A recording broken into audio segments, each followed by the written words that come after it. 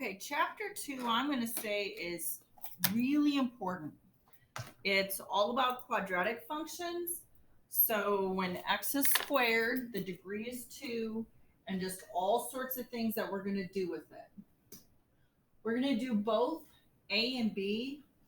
These just give you some examples of where you see quadratic functions in the real world. All conic sections come from cones. We are going to focus solely on parabolas. So like if we slice a cone, you would see a parabola in that slice. That's why it's called a conic section. Okay, section A is very quick and easy.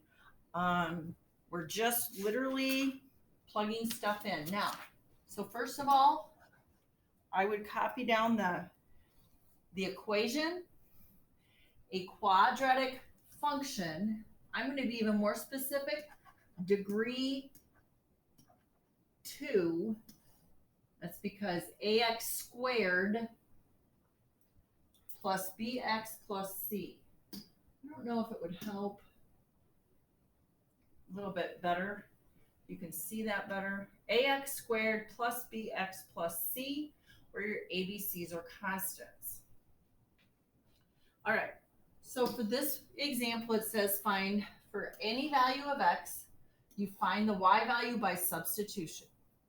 All right, so if y equals negative 2x squared plus 3x plus 1, if I want to find when x is 0, I substitute 0 in for every x, and I get 0 plus 0 plus 1, y equals 1.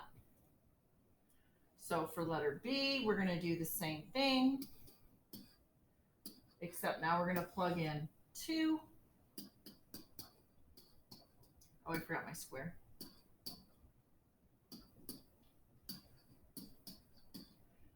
Now, the square is important because order of operations, we always do exponents before anything else.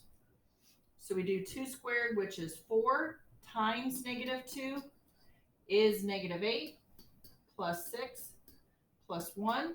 Then last thing you do is just add straight across and get negative 1. All right, letter B or letter C. Now we're plugging in negative 3.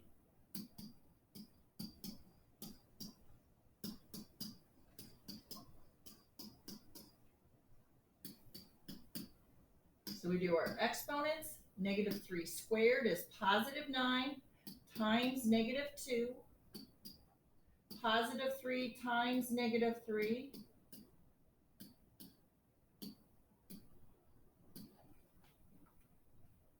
And add straight across. So this is just your basic math. If you struggle with this, take your time. I would do a lot of these problems because it would give you good practice for the rest of the book. Okay, so this just asks, and I have seen this on your IB questions, does this point satisfy the equation? So you're just going to replace y with the y coordinate, x with the x coordinate, and determine, is this point on this graph? Does it satisfy the function? So once again, we're going to do our exponents. 2 squared is 4, times 3 is 12, and 16 equals 16, so yes. When you get done, always make sure you've answered the question. So we showed it here, but make sure you finish it with the word yes, because you're answering the question itself. Be very careful with all these negatives. This is the opposite of x squared.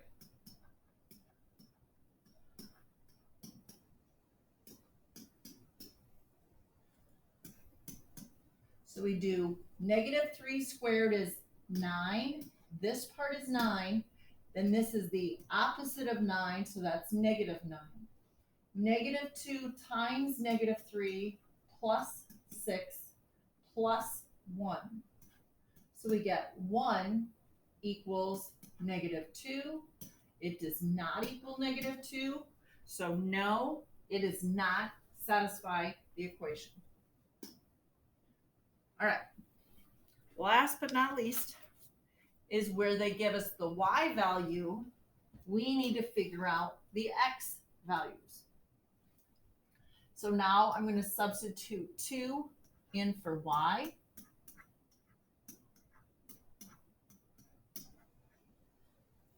Now, if you're left with a quadratic, and we'll get more into this in a little bit, but you want to get everything on the same side. So I want to get the left side equal to 0, moving everything to be with x squared, and combine like terms. If you've got x squared, the best way to figure out your x values is to factor. Think back to Algebra 1 and geometry, you did a little bit as well. Factors of x squared, you just break it into x times x. That's where the x squared comes from. Then you want factors of 1 that add to get 2. So 1 times 1 is 1. 1 plus 1 is 2. How do I get a negative 2? Negative 1, negative 1. So my x values are the values of each factor that makes the equation equal 0. X equals 1, x equals 1. So these are the values that, and really that's just, I guess, x equals 1, that's my only solution. This is the value that gives us a y value of 2. All right, now I'm going to substitute 18 in for y.